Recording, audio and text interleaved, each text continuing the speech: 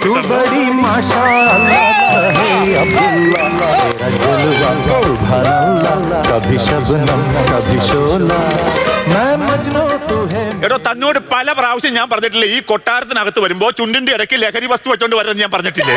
ലഹരി വസ്തു പിന്നെ ചുണ്ടിന്റെ ഇടയിൽ ഇങ്ങനെ പിടിച്ചാണോ? ആ അത് ലഹരി വസ്തു അല്ല, ഫിഗർ പിടിച്ചതാണ്. ഫിഗറാ?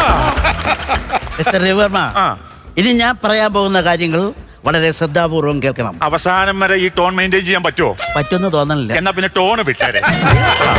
അപ്പൊ ടോൺ വേണ്ട, ടോണ് വേണ്ട, ഡിറ്റോ ഫിഗർ മാത്രം പിടിച്ചാൽ മതി. ഡിറ്റോ ഫിഗറോ? അല്ല, ഞാൻ ഒരു ഒറ്റ കാര്യം ചോദിച്ചോട്ടെ, ബോംബെ ഇവിടെ വന്നിട്ട് ഒരാഴ്ചയായി, ആ കരിയും തീർന്നു. എന്താ ഉദ്ദേശം എന്താണ്? ഈ അമ്മാവനെ കൊല്ലാൻ പറ്റും? എന്റെ പൊന്നി രവിവർമ്മ, ഞാൻ പറഞ്ഞല്ലോ ഞാൻ സാധിച്ചു തരാം. പക്ഷെ എനിക്ക് കുറച്ച് സമയം വേണം. നീ എന്നാ സമയം ഉള്ള കാര്യം ഞാൻ പറഞ്ഞല്ലോ. ആ പറ. ഇത്രയും വർഷത്തിനിടയ്ക്ക് ഇതേവരെ ഒരു ഉറുമ്പിനെ പോലും ഞാൻ കൊന്നിട്ടില്ല. ഉറുമ്പിനെ പോലും കൊന്നിട്ടില്ലേ? ഇല്ല. അപ്പൊ ഈ ബോംബെ അതോ ലോകത്ത് എന്തായിരുന്നു പരിപാടി? അവിടെ ഹലാൽ ചിക്കൻ സെന്ററിൽ കോഴി വെട്ടും. കോഴിവെട്ടോ? അതെ. എന്നിട്ട് ഒരു ഉറുമ്പിനെ കൊന്നിട്ടില്ല? ഉറുമ്പിനെ കൊന്നിട്ടില്ല. ആ. പക്ഷെ കോഴി വെച്ച ആൾക്കാർ 2 കിലോ കോഴി എന്ന് പറഞ്ഞാൽ എന്റെ സ്വഭാവം മാറും. ഒറ്റ ചോദ്യം ഞാൻ ചോദിക്കുള്ളൂ, കറി പീസ് വേണോ ഫ്രൈ പീസ് വേണോ? വെട്ടിയിട്ട് കൊടുക്കും പ്ലാസ്റ്റിക് കൂടിനകത്ത്. അങ്ങനത്തെ ഒരു ക്രൂരനായ മനുഷ്യനാണ് ഞാൻ. ഉണ്ണി, എന്റെ ഉണ്ണിയെ കണ്ടോ? ഉണ്ണി എവിടെയാ?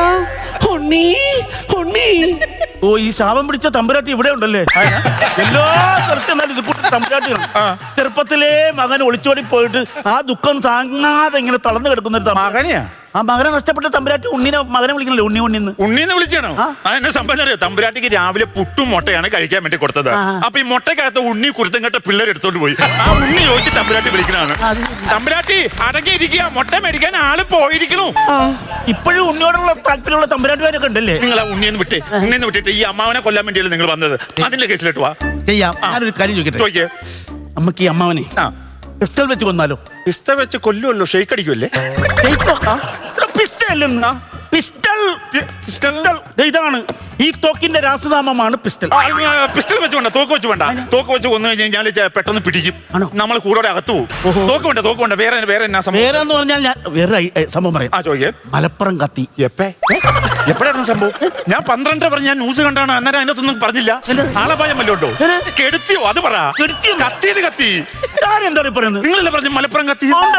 മലപ്പുറം എന്ന് പറയുന്ന സ്ഥലം കത്തിയെന്നല്ല പറഞ്ഞത്. പിന്നെ മലപ്പുറം കത്തി എവിടെ കാണിച്ചു? അതൊരു ആയുധമാണ്. അത് വെച്ച് തീർത്താലോ അമ്മാവനെ? അത് വേണ്ട. ഒരു കുത്തേ തിരി ആള് വേണ്ട. കത്തിക്ക് കുത്തി കഴിഞ്ഞാൽ അത് പട്ടി പിന്നെ വന്ന് മണക്കും, നമ്മളെ വന്ന് പിടിച്ചോണ്ട് പോകും. അത് വേണ്ട. വേറെ എന്നാ ഐറ്റം ഉണ്ട്? വേറെ എന്നാ? എനിക്ക് ഈ സംഭവം എന്നാന്നറിയോ?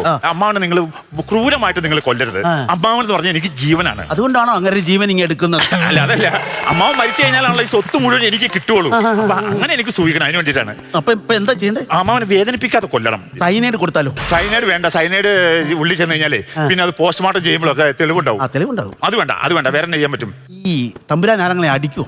അടിക്കുമെന്ന് വെച്ചാൽ എനിക്കൊരു 22 വയസ്സാവണ വരെ എവിടെ വെച്ച് കുരുത്തം കടി കാണിച്ചാലും പുളിവാറ് വെട്ടി അടിക്കുക. പിന്നെ ഒരു 15 വയസ്സായപ്പോ പിന്നെ അടി നിർത്തി. ചീത്ത പുളി മാത്രമേ ഉള്ളൂ. പുളിവാറ് വെട്ടി അടിക്കുന്ന കാര്യമല്ലേ പറയുന്നത്? പിന്നെ മദ്യപിക്കോ? അടിക്കുമോ? അടിക്കും. പൊരിഞ്ഞടിയാണ്. ഒരു 8 മണിയാകുമ്പോ പുള്ളി മട്ടുപ്പാവിൽ കയറിയിട്ട് സേവ തുടങ്ങും. പിന്നെ അടിച്ചൊരു 3 പെഗ് അടിച്ചു കഴിഞ്ഞാല് അമ്മാവൻ പിന്നെ പൂരപ്പാട്ടാണ്. പൂരപ്പാട്ട്? അല്ലല്ല, തെറിയില്ല, പാട്ടിന്റെ പൂരാണ്. അതങ്ങനെ തിരിച്ചു പറഞ്ഞ ആൾക്കാർ മാറിപ്പോ.